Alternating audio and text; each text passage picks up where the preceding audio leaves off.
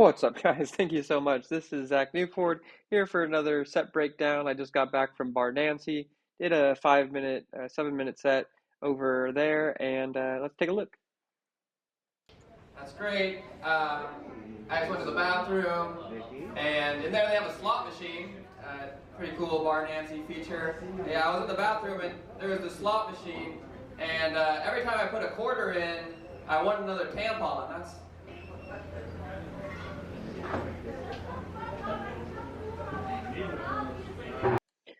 So, not much of a crowd here tonight. There were some people in the back, they weren't paying any attention. So, tonight's episode is going to be all about the difference between crowd work and working the crowd. I'm not a big fan of doing crowd work myself. I think it's fine for comedians to do it, but it's not something I want to get good at. I want to be able to do my material. But that being said, it is very important that I'm able to work a crowd. And all that means is being present in the moment, working with the people that I have in front of me as an audience, and just putting my material in the best light.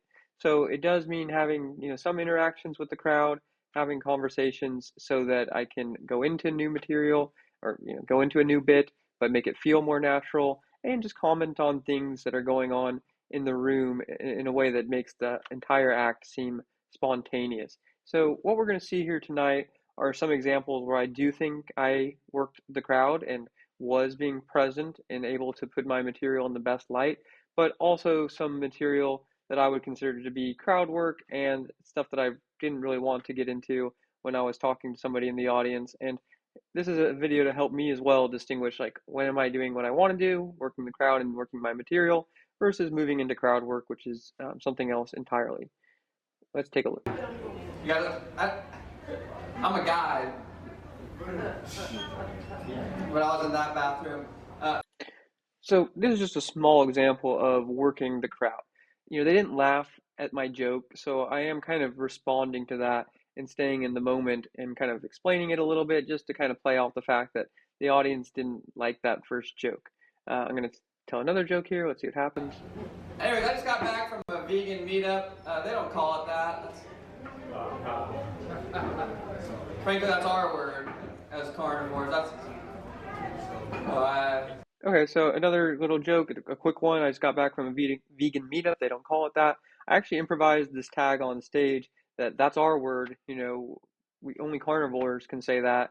And I do like that tag. I think I could edit it a little bit and say, meat, that's our word, just so it does kind of two things at once, which is one, be, a play off the first joke, so, adding to it, but also clarify the humor in the first joke if someone didn't get the pun with meat and meat. So this is fine. Being playful like that, working with the crowd to create new material, that's ideal for me. Is I'm presenting this material, but I'm also getting into the zone where I can kind of be my funny self. So I'm coming up with a new angle on an old joke. I love that. Let's keep going. I can't see anyone. You guys want to move closer? If anyone wants to come sit at these tables, I'll tell jokes. Otherwise, I'm probably not going to because I can't see anyone. I'll just. Oh, thank you guys. Come on up. Hell yeah. What's up? Welcome, welcome. All right, goodbye. Never mind. Fuck me. Fuck me right in the dome. Oh. Okay, so this is great. This is my favorite moment of the set. Is I ask people to come sit up closer, which is totally chill. That's working the crowd. I want to make sure my audience has a chance to hear my material and that they're, going to be able to be close enough to interact and we can have this kind of conversation.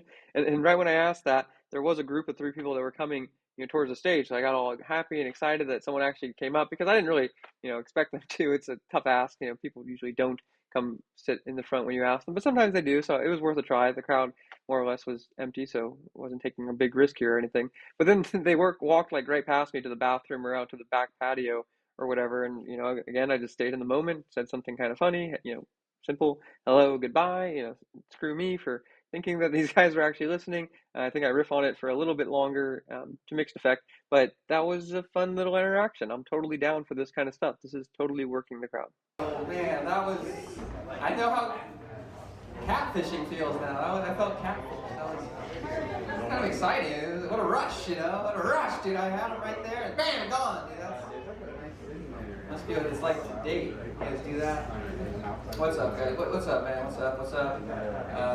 What's up in the red jacket? How you doing, brother? Okay, so this is where the line gets a little bit blurry. So I think this question is okay. How you doing there, brother? Literally the one person in the audience that wasn't a comedian or wasn't like in the back talking, so he was paying attention. Just getting him into the show. Let's introduce ourselves, talk to this guy, then go into material and work with him throughout the set. That was my goal. What you're going to see instead is something that I would 100% consider to be crowd work. So, so far so good. How you doing, brother? Let's see what's next. What was your name? Sorry. No, what's your real name? Cuba, like the guy from Snow Dogs, the illustrious actor Cuba Gooding Jr. Same name. I mean, it's supposed to be about K. Okay, Kuba. Cuba. So I think I've crossed the line already, and this keeps going. So there's definitely some crowd work going on right now, and I don't like that. I don't care about this person's name enough to make up jokes about it when I just want to do my material, and I'll incorporate him. I have a plan, even with just somebody's name, to bring into my first bit, and that's all I was fishing for here. He's definitely interacting. He's happy to talk to me, so he's in. I got an audience member. Do material now, Zach. The rest of the stuff is, it's basically a crutch. Or for me, it's just saying, oh, let's try this crowd work thing. But sitting here after the show, I can reflect and say, it's not really what I came there to do. I'm wasting my time on stage, and I'm not really benefiting from adding new material.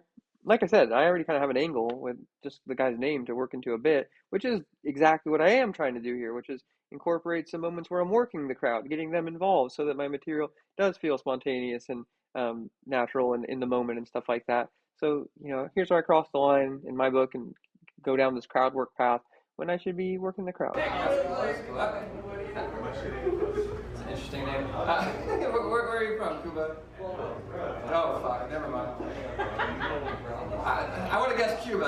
I thought for sure you were one of my Latin friends, but... And, I'll pause it here just to say, these are hacky questions. I don't care where he's from.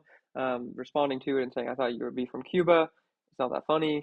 I'm probably never going to meet somebody named Cuba again. So this is all kind of a waste of time. We'll keep watching. No, you're Cuba from Poland. Were your parents in Cuba maybe 8 to 9 months before you were born? I'm not saying you were born premature, just kind of look it. Okay, I actually did like that roast. Your parents were there 8 months. I should have just said 8 months. 8 months before you were born in Cuba, because you look like you were born premature. I do like roasting crowd members. I do think that it's probably closer to working the crowd. What I usually do is while I'm sitting in the audience during other people's sets or while the show is setting up, I definitely can write roast jokes about people, and I count that as totally legit. I had some great reactions and great setups, and a good start to a show is definitely like introducing myself to either acclaimed celebrities or just silly things I could say about people's outfits or whatever that I've written, material. I'm not trying to wing all this stuff. So I don't mind the roast joke that I slipped in here. I think that's closer to working the crowd, even though it is, I came up with it here. I guess I'm just thinking for myself, what does this all mean? Did I do something wrong here? I mean, yeah, the fact that I didn't come up with it ahead of time. Maybe I got a little lucky stumbling on a joke or a roast that I actually thought was kind of funny for myself. It's still surrounded by a bunch of filler, a bunch of not funny things, a bunch of waste of time. So I shouldn't have done any of this stuff. I take it all, I take it all back. But I will just add to my arsenal the idea that saying somebody was 8 months in the womb can be kind of funny if they're like a small person. Now that I say that out loud, it's kind of mean, but whatever. It's a good roast joke. You know how they came up with that name? It's not in the Bible, I'll tell you that. And this is where I was actually like upset with myself, because this is the way I'm going to incorporate knowing his name into my material, is whether his name is biblical or not.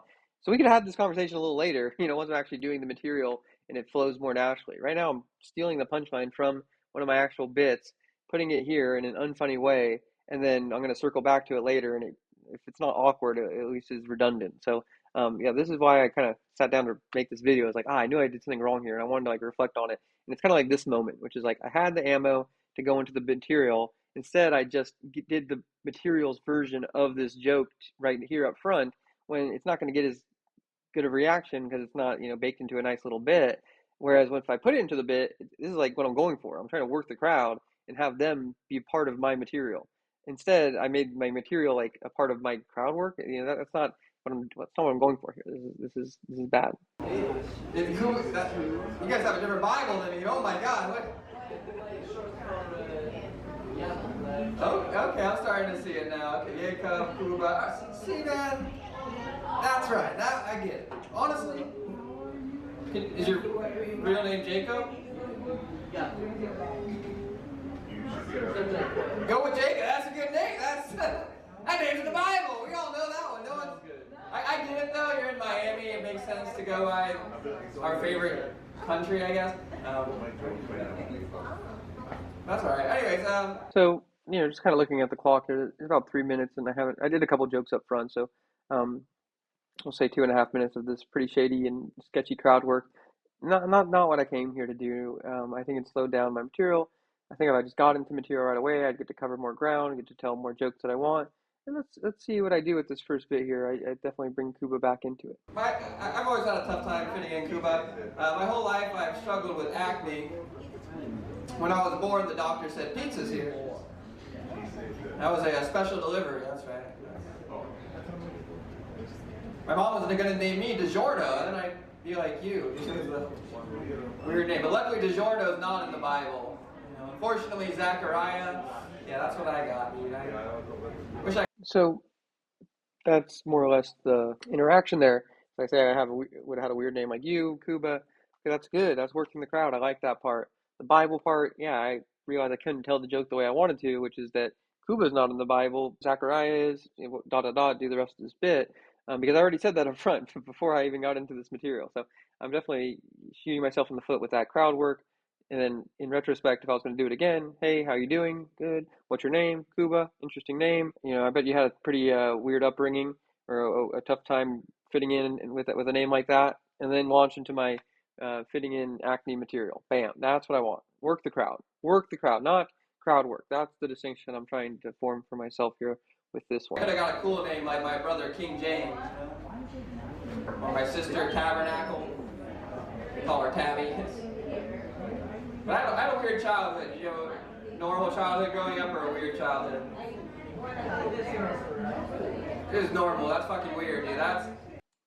And this is good for me working the crowd. It's not crowd work. I'm not asking what made this guy's childhood weird or normal. Did you have a normal childhood? It's a yes or no. I have a canned response for each direction. If they had a normal childhood, I say that's weird. If they say they had a weird childhood, I say that's normal. Okay, great. There's a joke that goes both ways, and I can go into my next piece of material, which I do. A weird childhood is a normal childhood. If you got a normal childhood, that's weird, man. That's unique. My childhood was especially weird. I had a mom that raised me to believe that the earth is flat. Bible thing. And life was very plain. For breakfast, we'd only have pancakes, you guys. Dinner was always pizza. Never pizza. See some friends looking through the porthole. That's cool, there's a porthole. But it's true. Okay, since this happened, I think it's worth pointing out. I don't like that. I don't think that's working the crowd. I think that's me being distracted. There was people in the back waving through a little window, but the crowd can't see that, so it's not entertaining to them. Yeah, I should just keep saying my jokes. I was raised to believe the earth is flat. The only music that we were allowed to listen to was Flat Earth, Wind and Fire, Rascal Flatts. I wasn't that well-rounded. And, I'm a little finicky on stage right here. I think I'm realizing this isn't going great. It wasn't. There wasn't much of a crowd. Frankly, Kuba liked this stuff. He was laughing. He quiet laugher, but whatever.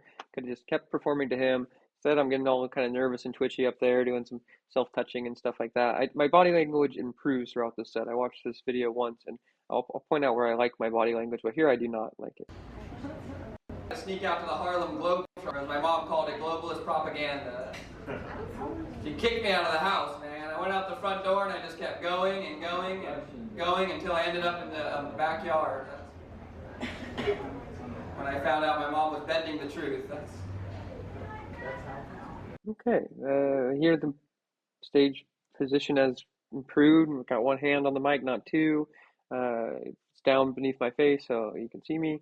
This is nice. I feel I've gotten more comfortable as I've gone into material that I know and love. And I did add a line to this bit, which is why I wanted to perform it. It's connecting it to the first bit. I say, my mom raised me to believe the earth is flat because you know the Bible or something like that. I can still finesse that line a little bit. Why I'm trying to kind of have a connection there. And then I was meaning to change the ending to this joke. I wrote it a little differently, but I performed it the old way. Let's see that. My mom was here to hear, but she fell off the face of the earth. Okay, the thing came cut out a little bit, but basically I say, I wish you could hear that joke, but she's not here. She fell off the face of the earth. And basically the improvement I want to make on that ending is to not refer to what I'm talking about as a joke. Just say, I wish my mom was here, but she fell off the face of the earth. That's a better finish than what I have here, which is, oh, I wish my mom was here to hear that joke, but she fell off the face of the earth. First of all, too many words, waste of time. And second of all, it reveals to the audience that these are just jokes or that I've said this stuff before. So it kind of takes them out of the moment. And I think that's part of working the crowd, is making them seem like they're getting a spontaneous conversation, not some canned stuff. That's why I'm working the crowd. So why take that away by referring to my material as a joke? Okay, just some thoughts. That's right. My dad gave me some good advice growing up. He said, always carry some nickels and dimes and quarters with you. That way you can bring about change. All right, Gandhi. Good. And, I'm watching this back. I actually like my body language here. I'm keeping the mic pressed to my chest, and I'm able to do some, finger movements that accentuate certain words during the sentences and just, are not distracting, but are more or less, instead of just standing there like a statue, I'm, a little loose. So I like this. I don't like to move around too much, or I'm not trying to like be, crazy on stage when I'm telling a joke like this, but it'd be nice just to be able to wiggle some fingers. So I feel like how I have, how I'm looking on stage at this moment. Don't cut your finger on a post-it note, son. That'd be a painful reminder. Don't have office jobs. Always write your to-do list on a measuring tape. That way you can extend your deadlines. That's it. I said, Dad, it should be a tape measure, the one that you actually extend. You change 2 words. Oh, welcome, guys. How's it going? Change. So let's reflect on this. I did have a little tag in there, which is that they weren't reacting to the post-it note jokes. I said, oh, you guys don't have office jobs. Again, good stuff, working the crowd. These people walking past and getting distracted by them, that one I could do without. I mean, again, it is kind of good to be present and acknowledge this. So there was something I could do there. I think it interrupted the flow of this joke a little bit too much, so I don't love how it turned out. Maybe coming up with some lines for moments like that ahead of time, or just pausing to like watching them. I think that could be kind of funny. So thoughts on working the crowd and being present in those ways. There's something there, but nothing too big of a violation. We'll keep going. 2 words around. Am I right? You change 2 words around and the whole meaning changes. Right, the other day I was trying to buy some Venetian blinds. Because I bought a blind Venetian. Show up at my house and there's a seeing eye dog and a gondola. A little Italian man. Said, Signore, I'm going to get this figured out. I'm calling Amazon right now, but in the meantime, could you stand next to this window? Still have a glare here. Use your presence. Okay, so the first half of this joke got a little punch. People like the joke. The tags, I've had problems with them in the past. They don't hit as hard as the reveal that I bought a blind Venetian and his, attributes of having a gondola and a seeing eye dog. But I think there's a way to get this going where I say, hey, I'm going to fix this for you, but could you stand right here, next to this window, or could you stand, maybe do like a little more act out. Hey, could you stand right here next to this window? And the sun's, I'm getting a little glare. It's almost means 2 things. He's glaring at me and the sun's glaring at. I think that's why I use that line, but I don't think it's clear what I'm even saying. So I need to clarify that line to make it seem like, no, I'm using him as a Venetian blind. I could even say that. I'm going to use this. Hey, can I use you as a Venetian blind? You're, more or less the same. Well, I'll think about that. But that joke I could finish a little bit better. But decent reaction for the room we have tonight. So yeah, I just want to be doing this material. I guess that's a little self-talk, is just like, man, I came here to tell these jokes. I don't need to ask Cuba where his name comes from. That's not really what I'm doing. There's more bits at the end, but I think I've done enough for today.